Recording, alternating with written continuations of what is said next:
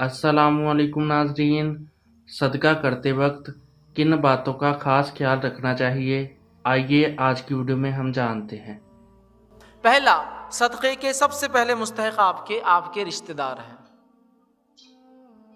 आपके रिश्तेदार है, याद रखिए, सबसे पहले मुस्तहिक़ जिसको आप सदका दें वो आपके रिश्तेदार है। कि तो रसूल अकरम सल्लल्लाहु अलैहि वसल्लम ने देखिए इस बात को यूँ बयान किया कि मिस्कीन पर सदका करना एक आम सदका है और रिश्तेदार पे सदका करना सदका और सिला रहमी दोनों हैं।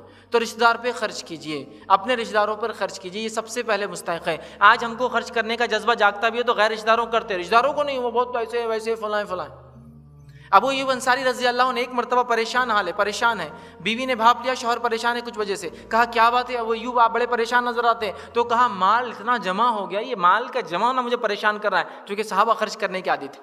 तो उनकी बीवी ने कहा फिर इसका हल क्या है, कर लो जाओ। बीवी समझ गई कि हल क्या है, हल ये है कि शौहर खर्च करेगा सुकून हो जाएगा।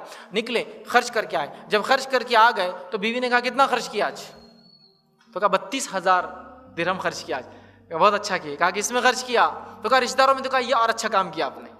तो बीवी भी कैसी है देखिए, कह रही है रिश्तेदारों में खर्च कर चुका है, ज़्यादा है ना। आज अगर समझ लीजिए कोई शौहर बोल रहा मुझे बहुत परेशानी हो रही, क्यों? वो पैसे बहुत हो गए, तो भी बोलेंगे लो मेरे को दे दो।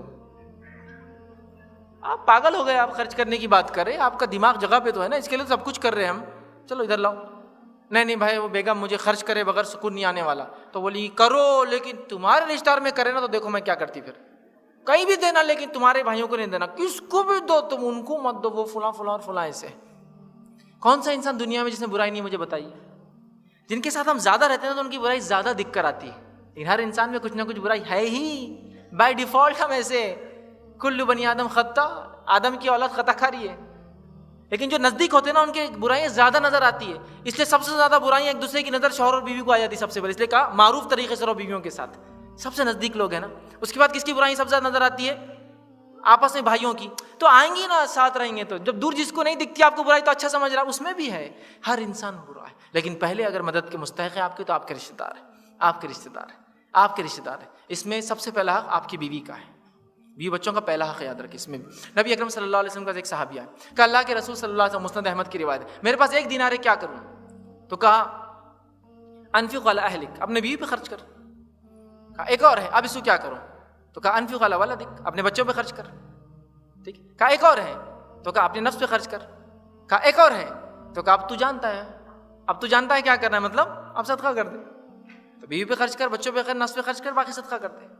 और सहाबा की जिंदगी में नहीं मिलता, अपने आप पे खर्च करते, इससे ज्यादा जो होता बेच देते। लेकिन हमारे पास इशू ये, प्रॉब्लम ये है कि जो हदीस में अपने नफ्स पे खर्च करने का बीवी बच्चों पर, उसकी कोई लिमिट ही नहीं है हमारे पास।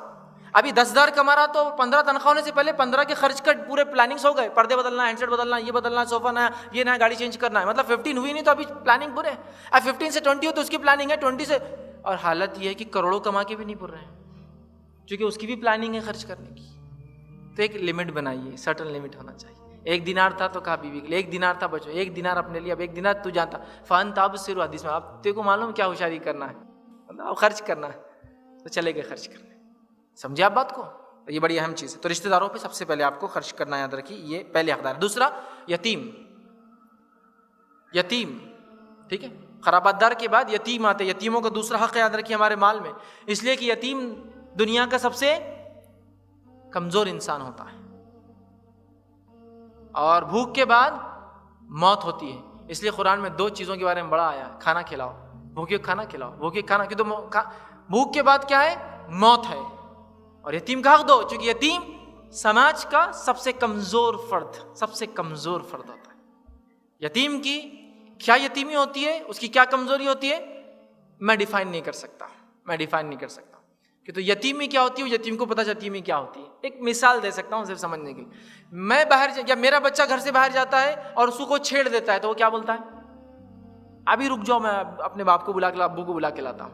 लेकिन यतीम कुछ भी नहीं बोलता, उसको मालूम पीछे कोई भी नहीं उसकी, समझा? उसकी यतीमी, उसकी कमजोरी इतनी ज्यादा है कि अगर वो मालदार भी है तो यतीम परेशान इसलिए कि वो यतीम है, उसको कोई सपोर्टर नहीं। याद रखिए यतीम का बड़ा है, इसीलिए बार बार भूखे खाना खिलाओ, यतीम का अदा करो। क्यों? इसलिए कि यतीम सबसे कमजोर फर्द होता है सोसाइटी का, इसलिए उसकी मदद करना है। तो यतीम अपने खानदान की यतीम, दूसरों के यतीम, समाज के यतीम, इंसानियत में कि तो यहाँ यतीम मुस्लिम यतीम नहीं है, ऑर्फन मुस्लिम ऑर्फन नहीं है, कोई भी ऑर्फन जो दुनिया में है उसकी मदद करना है।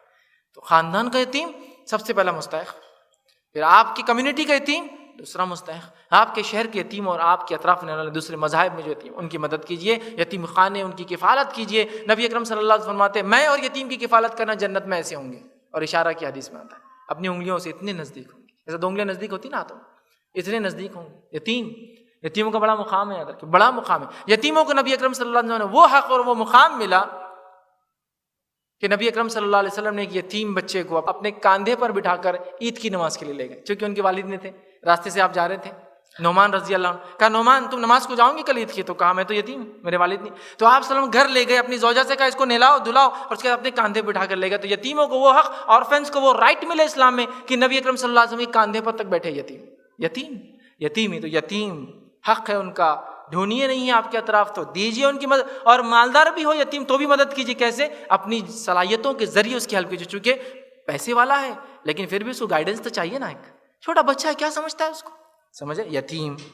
تیسرا بیوہ, اس لیے کہ بیوہ عورت جو ہے یہ کمزور عورت عمومی اعتبار سے ویسے ہی کمزور ہے کمانے کے معاملے میں, اور اس پر بیوہ ہو جائے مطلب شوہر کا سہارا نہ ہو, اس کی مدد کی جائے. ہم نے یہ قصے تو سنے, کہانیاں تو بولی, واقعہ سناتے ہیں, فلاں عورت برائی کرتے پکڑے گئی, فلاں عورت نے 10-20 روپے کے لیے برائی کی, منہ کالا کیا, فلاں ہی کیا. لیکن بیک گراؤنڈ سٹوریز کبھی سنی ہے آپ نے؟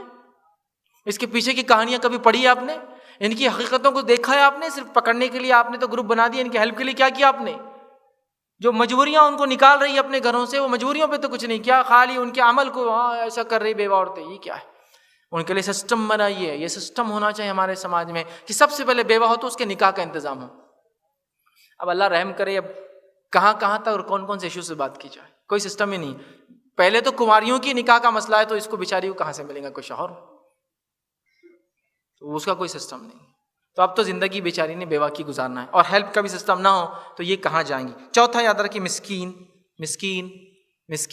غریب, مسکین لوگ, پیسہ نہیں, مسکین کس کو کہتے ہیں؟ اس کے پاس اتنا مال نہیں جتنے میں اپنی زندگی چلا سکتا ہے, ایک نارمل لائف. کہ تو آج ہم نے اتنا اسٹینڈرڈ ہائی کر دیا لیونگ کا, کیوں کتنا بھی بولو تو میں مسکین ہی رہتا ہوں پھر بھی, کیونکہ کھانا ہے, اور کھانا تو عام بات ہے, میٹھا کہاں اس کے بعد, میٹھا تو عام بات ہے, ٹھنڈا کہاں اس کے بعد, تو ہماری مسکینی ختم نہیں ہوتی ہے. مسکین کا مراد وہ جو ایک عام زندگی جینے کو جو مال لگتا ہے بیچارے کے پاس نہ ہو, وہ مسکین ہے, اس کو دیجیے. اسی طرح جو ہے پانچواں مسافر, گھر کا تو مالدار کروڑپتی ہے, آ گیا راستے میں پریشان ہو گیا, مال لٹ گیا, چوری ہو گیا, ختم ہو گیا, ایکسپیکٹیشن نہیں تھی کتنے دن رکوں گا, پیسہ اڑ گیا, مدد کیجیے, یہ بھی حقدار ہے آپ کے صدقات کا. اسی طرح چھٹا سوال کرنے لوگ آتے ہیں نا, لیکن یہ پروفیشنل سوالی نہیں ہے یہاں مراد میری اس بات سے. سوال سے مراد وہ لوگ جو مجبور ہو جاتے ہیں آپ سے سوال کرنے کے لیے, پروفیشنل نہیں, جنہوں نے اپنے گداگری بھک منگی کو پروفیشن بنا دیا. وہ لوگ غور سے سن لیں جنہوں نے بھک منگی کو اپنا پروفیشن بنا دیا, خاندانی طریقہ ہے جینے کا بنا دیا. نبی اکرم صلی اللہ علیہ وسلم فرماتے جو شخص بنا عذر کے مانگے, اور مانگ کب سکتا ہے انسان معلوم آپ کو؟ جب ایک وقت کا کھانا ہو تو ایک وقت کے کھانے کے حد تک مانگ سکتا ہے, پورے دن کا بھی نہیں, ایک وقت کا صرف. اور جب ایک وقت کا کھانا نہیں ہے تو مانگ سکتا ہے, اور کتنا مانگ سکتا ہے؟ ایک وقت کے کھانے کا صرف.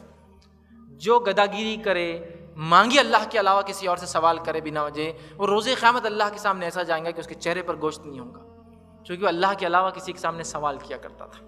ٹھیک ہے, تو سوالیوں کو دیجیے. اسی طرح گردنیں چھڑانے میں, ٹھیک ہے, جیسے کہ اس زمانے میں غلام تھے, غلام کو آزاد کرنا.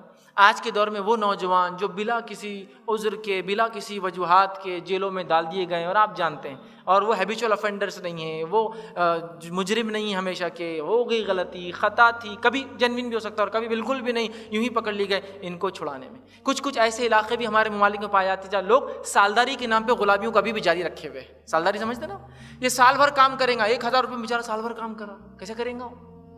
یہ بھی غلامی قسم, اس کا پیسہ ادا کر دی جا کہ بھائی کتنا ہے اس میں, 50,000 یہ دے دیتا ہوں میں, چھوڑو اس کو, کرنے تو کچھ اور کریں گا. وہ نکل کے سالداری کے نام پہ بھی غلامی چلتی ہے آج ہی, میں نے دیکھا ہوں.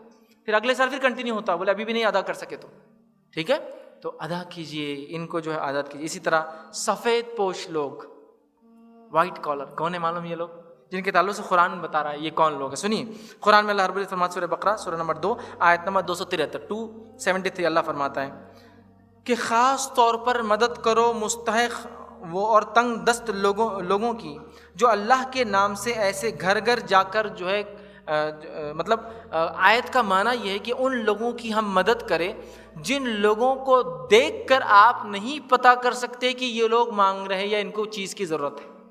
مطلب وہ آپ کے سامنے آ کے مانگیں گے نہیں دو، اس کو مسکین کہتے ہیں در حقیقت، وہ مانگیں گے نہیں، لیکن ان کے چہروں سے آپ کو اندازہ ہو جائے گا کہ ان کو ضرورت ہے، لیکن عام لوگ ان کو دیکھیں گے تو سمجھیں گے یہ تو غنی لوگ ہیں، مالدار ہیں۔ اللہ رب العزت کیا فرماتا ہے ان کے تعلق سے، یحسبہم الجاہل اغنیاء، جو لوگ جن کے بارے میں نہیں جانتے وہ سمجھتے تو مالدار ہیں، جن کو علم نہیں ہے وہ سمجھتے ہی مالدار ہیں، لیکن ان کے چہروں سے آپ پتہ کر سکتے مال نہیں ہے۔ ان کو خرچ کیجئے، یہ مسکین ہے، تو مسکین ملتا نہیں، مسکین کو ڈھونڈ کر دینا پڑتا ہے، سمجھ رہے آپ؟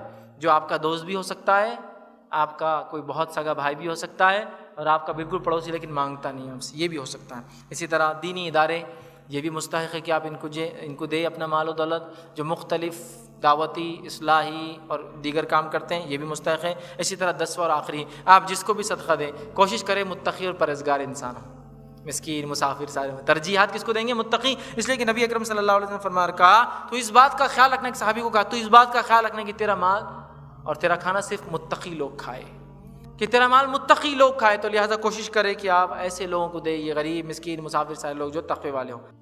ناظرین، آپ کو یہ ویڈیو کیسی لگی کمنٹ سیکشن میں ضرور بتائیے گا۔ ملتے ہیں اگلی ویڈیو میں، تب تک کے لیے اللہ حافظ۔